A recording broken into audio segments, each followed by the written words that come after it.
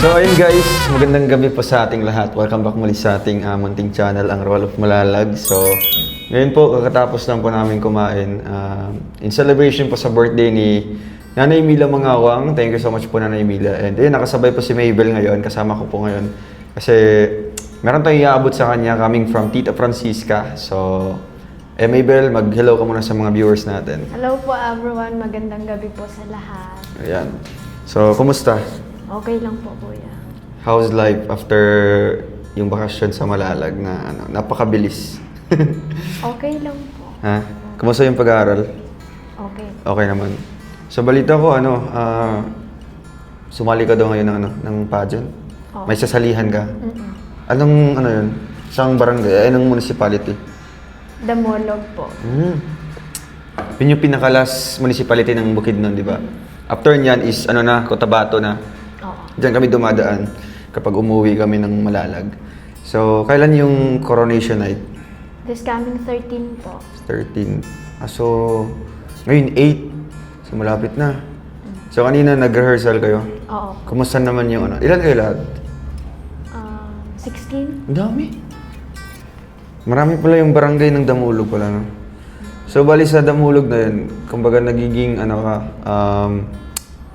representative ka ng isang barangay doon. Oo po. Ano yan, appointed, or kumbaga, in-appoint ka doon or kinuha ka ng handler mo to represent their barangay, ganun. Kinuha po ako ng handler. Di ba, ski chairman po ng Ng ski chairman doon sa barangay na yan. So, kumusta naman yung surroundings, yung ambience, at syempre yung co-candidates mo? Okay lang po. Ang na-appreciate ko po talaga ay yung municipal hall po nila. Grabe, ang ganda po. Ang ganda. Parang mga coliseum, something Oo. ganun. So hopefully makabisita kami niyan. Pero uuwi na kami niyan kasi 14 Kadayawan. And meron din tayong asikasuhin sa Malalag na isa din sa naging pangarap ko din po mga kabayan. Kung ano yun, so malalaman niyo din yan coming soon. So in-invite ko lang si Mabel ngayon kasi meron tayong ibibigay. So bago natin ibigay, so syempre dapat makausap muna natin si Mabel, makumusta, at para din makita din ni at malaman ni Tita Francisca. At gusto mo batiin ngayon si Tita Francisca? Ano po, Tita Francisca, maraming salamat po sa lahat ng tulong po ninyo sa akin. Yun. Thank you so much po Tita Francisca. And ito lang, kasi kakatapos lang ng event ng birthday ni Jan. Kumusta naman yung experience? Ano po kuya, yung time po na yon, that was the first time na nagbiyahe po ako ng malayo. As in? Yun po yung pinakamalayo na... Sa Malalag? Oo. Tas, I was very happy po kuya na nakapunta sa Malalag at nakadalo po sa birthday ni John. Birthday. So nung nakapunta ka na sa Malalag, sa bahay, kamusta naman yung experience? Masaya po. Masaya? Kasi di ba, pa kayo, kumbaga, itinago mo na kayo for the whole night. At syempre, kinabukasan, buong umaga din, di ba? Buong hanggang, anong oras nagsimula yun? Mga 7 p.m. yata, no? So, 7 p.m. na kayo lumabas nun. And, nung nakita mo yung lugar namin, kahit gabi, ano yung nafe-feel mo? Kasi nga first time mo. Sobrang ganda po kuya. Pati yung mga... Tas very welcoming po yung mga tao, lalo na po yung pamilya niyo po. Kasi syempre, kinabukasan nun, hindi kayo nakapag-spend pa ng ilang oras, araw doon sa bahay, no? Kasi, balik eskwela na din, no? Sunday din po. Kaya kailangan din nilang umuwi. Kasi kinabukasan nun is Monday na, kailangan na din na pumasok sa school sila Christine, si Wela, tsaka si Mabel. And maybe next time, no, makapasyal kayo kasama yung ibang Yun nga lang, hindi nakasama si Jingjing, di ba? Kasi isa din sa naging problema din kasi is yung yung bahay ni Jingjing, di ba? Kasi sa inyo, nasa Valencia lang kayo, nag-stay, tsaka si Wela nasa Malaybalay. So, something malapit lang kung pupunta ng terminal. Not unlike kay Jingjing, malayo pa no, Mahirap pa ng daan. mahirap yung daanan. Kaya yun yung ano din po, isa sa rason kung bakit di po nakasama si Jingjing. At si Christine naman din, doon na siya naghihintay sa ano, sa waiting shed po sa kanila kasi doon dumadaan yung bus. So parang accessible na lang doon na hindi na po pupuntahan pa si Christine sa bahay nila. Kasi si Christine na mismo yung naghihintay sa bus na dadaan na nakasakay na doon sila, Kuya Bibi, si Wela, at saka si Mabel. Ay, Mabel, meron lang akong kumbaga ano lang to ba? Kwento-kwentuhan lang, no? Ayan, may mga kasama tayo dito, sila Baby Girl, kasi Call Baby, tsaka sila Makoy, nasa labas po. So, meron akong mga hinanda dito, mga questions. Ano lang, gusto ko lang marinig coming from you yung mga sagot na ito. Ano lang to? Napaka-usual question lang na dito. Dito lang nagmamatter talaga sa nangyayari ngayon, 'di ba? Kasi alam mo naman na yung gumagawa ng mga different issues, 'di ba? So they are very desperate, no? Desperado para gawa ng issue yung bawat isa atin. Kaya ngayon gusto ko lang marinig coming from you yung mga itatanong ko sa iyo, no? So ito lang, no? Tungkol ito sa mga nababasa natin, ng mga different issues. Noon pa man hanggang ngayon, patuloy pa sila sa pambabasa sa atin. So, first, nung una mong nabasa ang mga nambabash o issue tungkol sa atin, ano ang nararamdaman mo? So, ano naman talaga, napaka-common talaga na yung lumalabas na mga issues ba is, yun nga, parang nililing tayo. So, may nababasa ka na mga ganun? Yes po, Kuya. Okay, so ano yung nafe-feel mo nun? Nung una mong nabasa talaga, since from the start na na-vlog kayo? Ano po, Kuya, nagtataka po ako dahil wala po sa isip ko po na magkakaganon, Kuya, dahil alam ko po na wala naman talagang dahil ang ano po nila, Kuya, ay ang pagtulong sa amin. Tas Yes. nagtataka po ako dahil na may mga issue po na ganun. Grabe. So, parang nagulat ka? Oo, Bakit po. ganun? Bakit tinutulungan lang kami ng taong to? Pero parang ang nilalabas nila, ang ipinapalabas nila is something na may may tinatagong ganito ganyan, 'di ba? So, yun yung sa iyo, nagulat ka. So, number 2, dito naman. Paano nakakaapekto ang mga sinasabi ng mga iba't ibang tao sa iyo bilang estudyante? For me po is minsan hindi naman talaga natin maiiwasan na masasaktan tayo, pero we need to be strong po dahil estudyante po ako at dapat ko rin pong panindigan na hindi totoo yung mga sinasabi ninyo. Though there are times na masakit na po talaga yung mga binabash ninyo, but alam ko naman po sa sarili ko na wala po akong ginagawang masama. Tas, ayun po, dinidedman na lang yung mga basher. Deadman na lang talaga, no? Kasi, kapag malinis yung intention mo, wala kang guilt sa sarili mo, wala kang tinatago. Wala kang ibang maisip na kundi deadmahin na lang, iwasan na lang, di ba? Yun dapat. At tama yung ginagawa mo, no? So, ayun, ito naman, related to sa natin, kumbaga, connection or relasyon natin bilang ikaw naging prom scholar, tapos ako yung tumutulong. So, may tatanong ako sa'yo, related dyan. So, sa palagay mo, Mabel, bakit nagkakaroon ng maling interpretasyon ang ibang tao? Ano yung nakikita mong dahilan talaga? Bakit binibigyan nila ng maling interpretasyon or maling assumption ba yung pagtulong ko sa iyo? Siguro po, Kuya, dahil gusto po nilang sirain yung ginagawa niyo po. Yun. Siguro hindi po sila masaya na ang isang tao ay gustong tumulong sa iba. Yes. Yun po siguro, Kuya. Tama. Tas naiinggit po din siguro dahil wala silang magawa. Yun. Yan. So, yan yung pinakadahilan siguro, no? Baga, yun yung pinaka-bottom line dito. Bakit bakit binibigyan nila ng interpretasyon or bakit binibigyan nila ng kahulugan yung pagtulong namin sa iyo, 'di ba? Meron naman iba diyan, sila Wela, sila Jingjing, si Christine. Bakit ano talaga? Bakit naka-focus talaga sila sa iyo, no? So somewhat alam natin yung rason, alam natin yung dahilan. Kaya nakakaano lang, 'di ba, kung bakit ganun yung kaisipan nila, 'di ba? Bakit ganun yung nagiging action nila, bakit binibigyan ng maling interpretasyon yung ganito. Pero kami naman po ay go with the flow pa rin, no? Dineded mo na lang po namin yan. Ayun. So, sa tingin mo, Mabel, bakit mahalagang maglagay talaga ng malinaw na boundary sa pagitan ng scholar at ako tumutulong? Ano yung nakikita mo talaga? Importansya ba? Bakit may boundaries? 'Di ba? Kasi yun nga sa ibang mga mindset na mga tagapanood. Akala kasi nila na you are not setting boundary, we're not setting boundaries. Akala nila na ano lang, baga atag dito.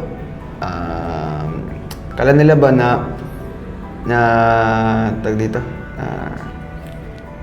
Porket beneficiary kita or sila, kumbaga tinitake for granted ba or nagtitake for granted ako sa inyo na gawin ko ito, ganyan. Bakit sa tingin mo importante talaga na nagsiset tayo ng boundaries between beneficiaries and sa akin, kumbaga ako yung tumutulong sa inyo. Bakit importante yon? Ano po, kuya, dahil ako, tinutulungan lang po ako talaga ni kuya. Tas, it's my responsibility po na pahalagahan yung tulong nila, kuya. And then,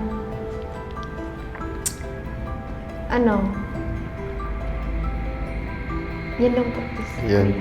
So, yun naman talaga yung dapat, porket ay, hindi ibig sabihin na hindi natin pinag-usapan yung mga boundaries between sa beneficiaries and sa atin and sa akin. Pero sa akin naman talaga, it's very obvious naman talaga na malaman talaga na beneficiary lang, di ba? Bakit nag-iisip yung ibang tao na jojowain ko na kaagad porque tinutulungan ko? Yan kasi yung nasa isip nila na hindi nila alam na meron din tayong mga limitations ba, no? Na hanggang dito lang ako. Minsan nga parang conscious din ako na magtanong or gagawa ng actions kasi mga sila, kumbaga indigenous people, so alam naman po namin yung kultura nila at tradisyon.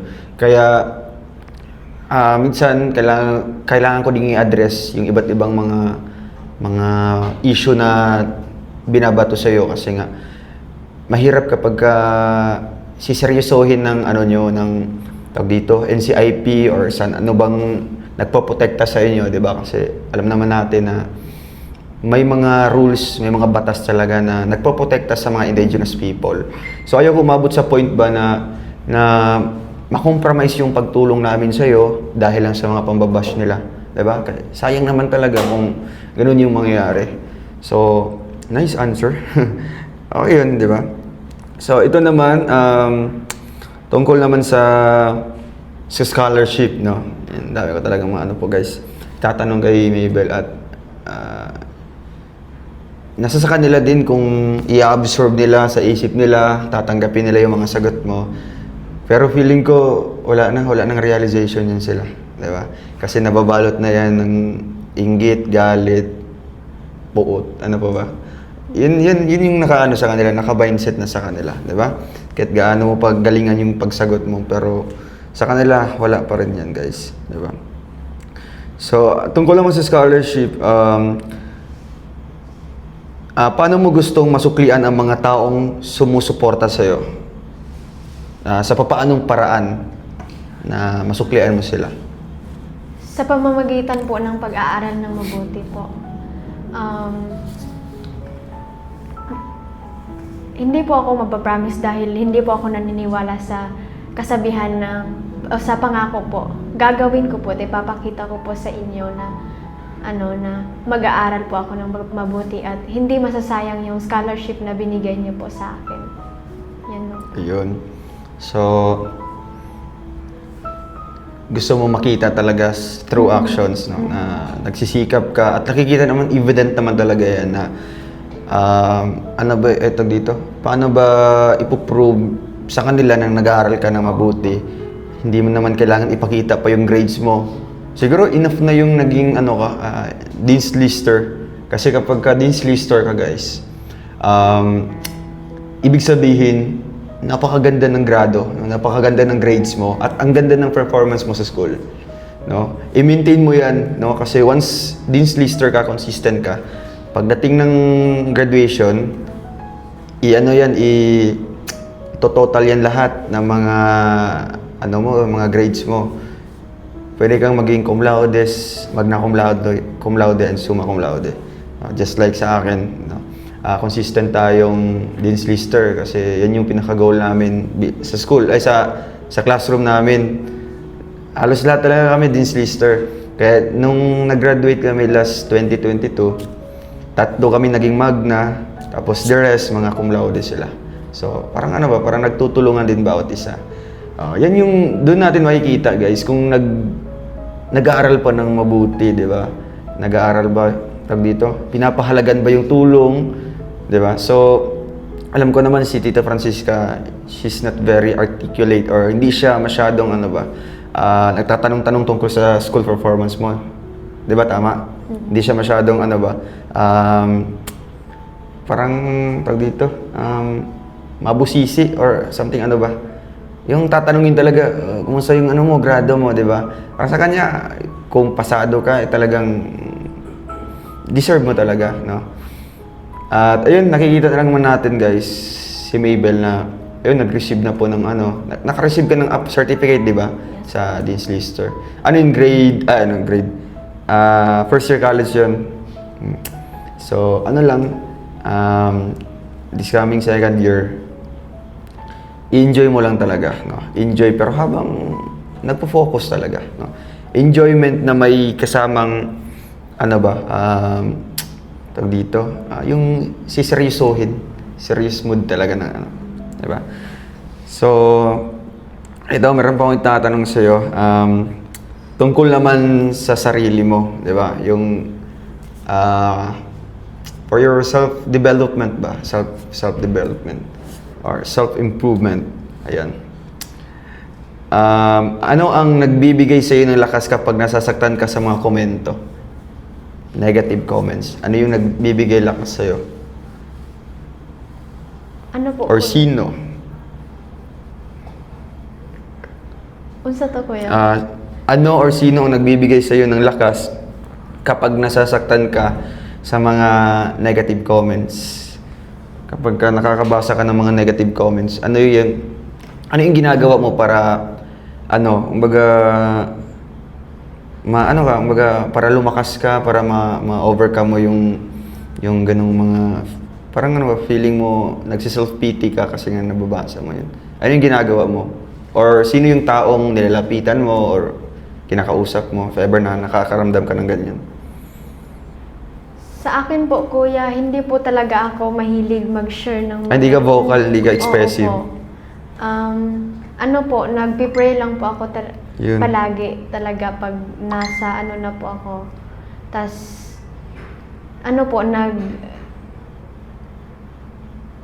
lumilingon po ako sa mga tao na naging successful po. Kagaya po ninyo, kuya, na vlogger, na despite sa mga basher po na naninira sa inyo, you are still in a high po na tumulong sa mga tao. And then, siguro po yun po yung mga isa sa mga nagpapalakas sa akin na makita ang mga tao na naging successful despite sa mga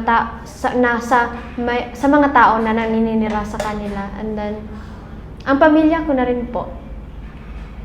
Yun lang po, kuya. Ayun. Di ba? At syempre, ang pinakauna mo talagang lalapitan, kakausapin is syempre sa taas. No? Kasi, parang yung feeling mo kasi niyan kapag makakabasa ng mga negative comments, feeling mo, you are worthless. No? Wala kang halaga kasi nga, bakit nagagawa nilang mag-comment ng ganito na hindi naman nila alam yung buhay ko, di ba? So, feeling mo, itatanong mo yung sarili, ano ka ba, tawag dito, parang self, tawag dito, self-pity, or i-reflect mo yung sarili mo. Ganito ba ako kababa, di ba? Ganito ba ako kadumi sa paningin ng ibang tao? Pero syempre, para ma-overcome mo yun, ano talaga, magdasal ka, pangalawa, kausapin mo yung mga taong mahalaga sa'yo, no? Doon ka mag-share. Kahit ano, parang awkward sa'yo, na hindi ko naman to ginagawa dati na mag-share ng problema, mag-share ng mga experiences. Pero sa ngayon, necessary talaga yan. Kinakailangan talaga yan. Kasi it's very common ngayon na ma-diagnose yung isang tao or mga kabataan ngayon ba sa mga depression. Kasi nga parang sinasarili nila yung problema. Kumbaga, napakalala na pala na problema tapos sinusolo lang nila. So, mauwi yun sa depression or anxiety, ganun. So, dapat open up mo talaga yan. No? At alam ko naman na or feeling ko naman sa'yo na you're a fighter, no? Kaya mo naman i-overcome yan. At syempre, minsan din kasi na kailangan din natin ng presence of someone, di ba? Kasi nga, naniniwala ka bang no man is an island? No man is an island. Naniniwala ka niyan? Na yung isang tao ay, naniniwala ka niyan? Na ang isang tao ay talagang hindi yung buhay na solo lang siya, no? So, kailangan nandun talaga yung okay lang pa. Nandun talaga yung kumbaga yung kapwa din niya, dapat ma-share niya, makausap, ganun, di ba? Nice, di ba? So, ayan, may last question lang tayo para sa'yo, di ba? Okay ka lang? Parang Yes. nasagot naman yan ng di ba? Di ba, baby girl? Galing baby girl. Oh. So, sa mga karanasang ito, Mabel, di ba? Kahit buong mundo na yung humuhusga sa'yo, ano yung mga natutunan mo sa karanasang ito? Ano yung mga self-reflection mo, yung mga learnings, at syempre yung lesson mo na nakukuha mo dito sa naging public na yung buhay mo and everyone can judge you, everyone can criticize you. Pero ano yung mga learnings na nakukuha mo dyan? Ano po, kuya? Yung pagiging matatag po at pagtiwala sa sarili po. Dahil siguro po pag hindi ka magiging matatag, siguro first na pang-bash pa lamang ay wala na.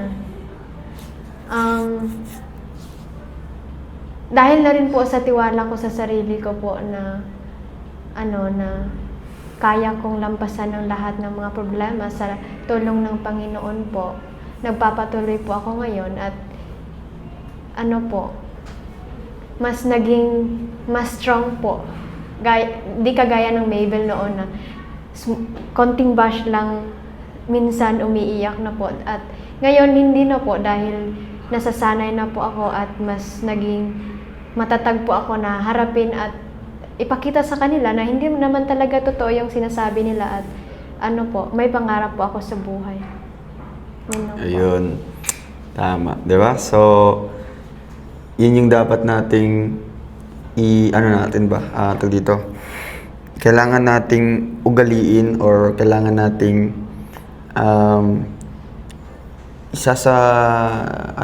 isasagawa natin yung pagiging matatag, yung pagiging strong natin. Kasi bibihira lang yung makaka-survive sa ganito, no?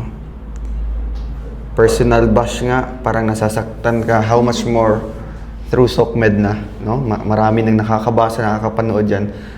Including your family, alam nila kung gaano ka binabalahura. So, diyan sinusubok yung katatagan mo, di ba? Diyan tinitest kung hanggang saan ka lang, no? Kaya, kung di ka susuko, panalo ka, di ba? Pero kung pikon ka or apektado ka, syempre talo ka, no? Ikaw yung kawawa. So, ayun lang. I-pause. Okay. So, ayun, Maybel, meron akong ibibigay sa iyo. Ano, this is coming from Tita Francisca. Alam ko na kailangan mo din ito na monthly allowance mo din, no? So, yan, Tita Francisca, maraming salamat po. Iabot ko na po yung blessings coming from you. So, yan. 1, 2, 3, 4, 5, 6, 7, ayan, 8,000 po coming from Tita Francisca. So, Maybel, ano yung message mo kay Tita Francisca sa huli? I mean, ano ba? Bago matapos yung vlog na ito, and ano yung, paano mo ginagamit or binabudget yung blessings na yan? Maraming salamat po, tita, sa pera na ito po, tita. Ano po, kuya, ibabayad ko po sa monthly ng boarding house. Boarding house. Opo, tas may konting miscellaneous fees po sa Mhm. school, tas ano rin po, pangbili na rin po ng groceries. Maraming salamat po talaga, Ayan. tita, sa lahat ng tulong ninyo po sa akin.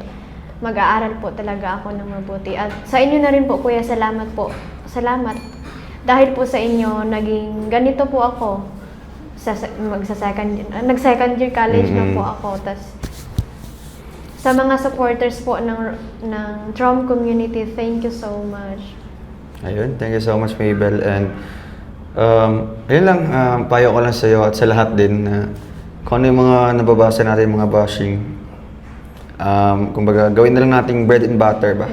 Mean to say, parang isipin na lang natin it's just a normal thing na may nababasa tayong ganyan kasi hindi na sila mawawala, no? Hindi na sila mawawala sa SOCMED. So part na sila ng journey mo as Trom Scholar.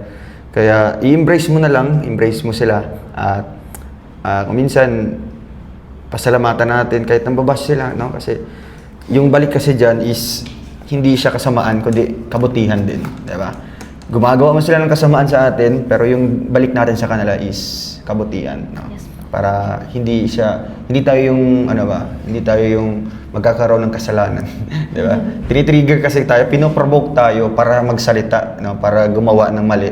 Pero yun yung mali nila, ay yun yung hindi nila alam na pala, kumbaga hindi pala tayo ganun klaseng tao na kaya nilang paikutin sa kanilang mga iba't ibang naratibong komento, no?